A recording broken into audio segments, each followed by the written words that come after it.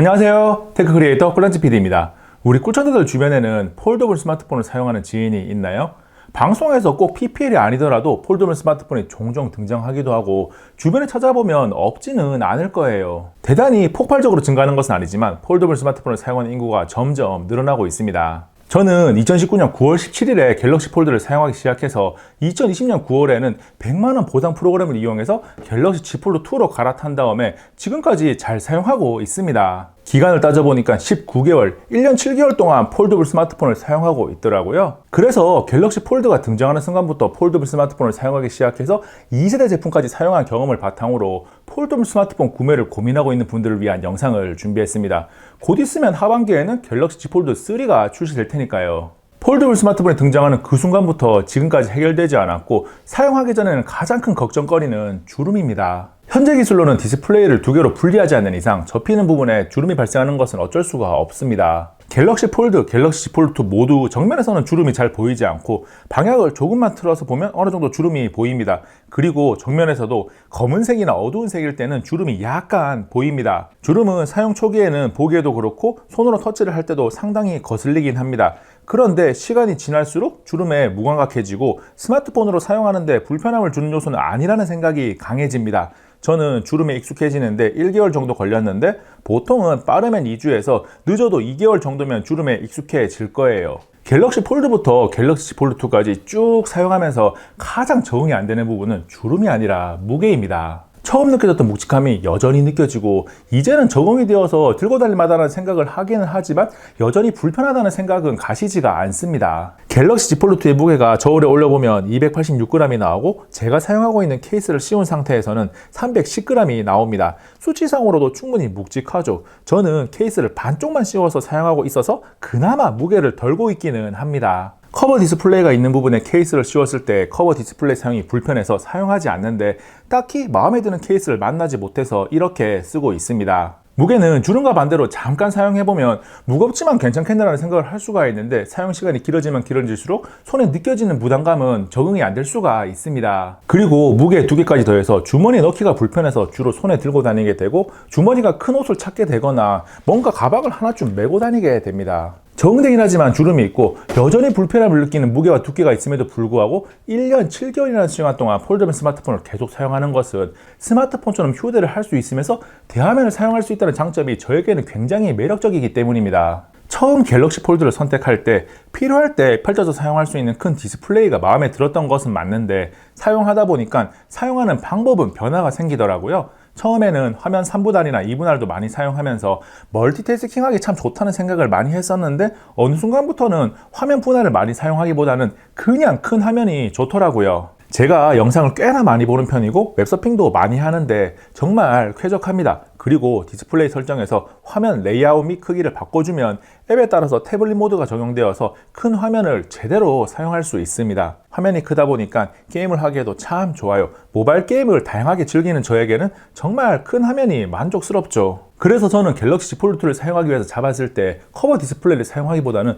무조건 펼치는 편입니다. 간단하게 알림이나 날씨 확인하는 정도가 아니라면 무조건 펼쳐요. 10번 중 9번은 펼치는 것 같더라고요. 그런데 반대로 폴더블 스마트폰을 사용하면서 펼치지 않고 커버 디스플레이를 주로 사용하는 분들이 주변에 있더라고요. 그래서 왜 잘 펼치지 않냐고 물어봤더니 사용 목적이 카톡, 전화, 문자, 알림 확인 등 대화면이 필요 없는 곳에 주로 사용하고 있더라고요. 그런 분들 중에는 펼쳐서 사용하는 횟수보다 그냥 커버 디스플레이를 더 많이 쓰니까 다시 바형 스마트폰으로 바꾼 분들도 있습니다. 정리해보면 폴더블 스마트폰 사용 이전에 딱히 대화면이 필요한 사용 목적을 가지고 있지 않다면 폴더블 스마트폰을 사용한다고 해서 대화면을 많이 사용하게 되는 것은 아닙니다. 저처럼 영상 많이 보고 게임을 하드하게 즐기거나 태블릿이 제공하는 UI가 마음에 드는 분들에게 어울리는 거죠. 갤럭시 Z 폴드 2의 가격은 2021년 4월 1일부로 189만 2천원으로 내려갔고 원래 출시 가격은 239만 8천원입니다. 원래 가격이나 내려간 가격이나 쉽게 구매를 결정할 수 있는 수준은 아닙니다. 2019년 가을에 처음 폴더블 스마트폰이 나왔을 때는 새로운 혁신적인 기술에 대한 가치를 인정한다면 살만하다는 의견에 충분히 동감했었는데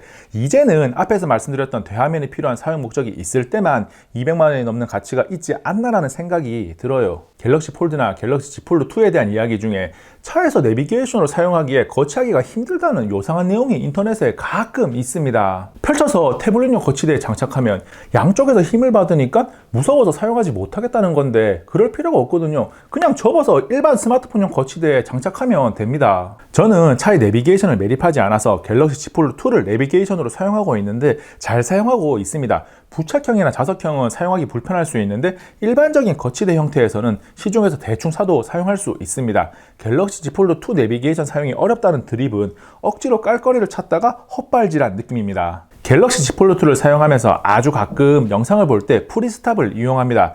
일할 때는 그냥 펼친 상태로 거치대를 사용하니까 사용할 일이 없는데 식당이나 외부 활동 시에는 때때로 사용하게 되더라고요. 지금까지 갤럭시 폴드부터 갤럭시 Z 폴드 2까지 1년 7개월 동안 폴더블 스마트폰을 사용한 경험과 느낀 점을 말씀을 드렸습니다. 이어서 폴더블 스마트폰을 사용하면서 다음 세대에는 꼭 들어갔으면 좋겠다고 생각해서 갤럭시 Z 폴드 3에 기대하고 있는 3가지를 짧게 정리하겠습니다. 첫 번째는 S펜 지원입니다. 화면이 커진 만큼 다양한 활용이 가능하고 작은 태블릿으로 사용하는 것도 가능하니까 S펜이 있었으면 좋겠다는 생각을 정말 많이 했습니다. 대신 갤럭시 S1 울트라처럼 외부 보관형이면 불편할 것 같고 내부에 탑재되는 형태여야 완벽한 모습이 아닐까 합니다. 두 번째는 삼성에서 UPC라고 특허를 낸 UDC 언더 디스플레이 카메라입니다. 쉽게 말해서 펼쳤을 때 메인 디스플레이 안에 있는 전면 카메라를 디스플레이 안으로 넣어서 디스플레이 사용할 때 보이지 않게 만든다는 거죠. 대화면을 사용할 수 있는 폴더블 스마트폰의 장점을 극대화하는 기술이니까 많은 기대가 되는 부분입니다. 그런데 한편으론 갤럭시 Z 폴드 2도 홀이 하나 있긴 해도 불편함 없이 잘 사용하고 있어서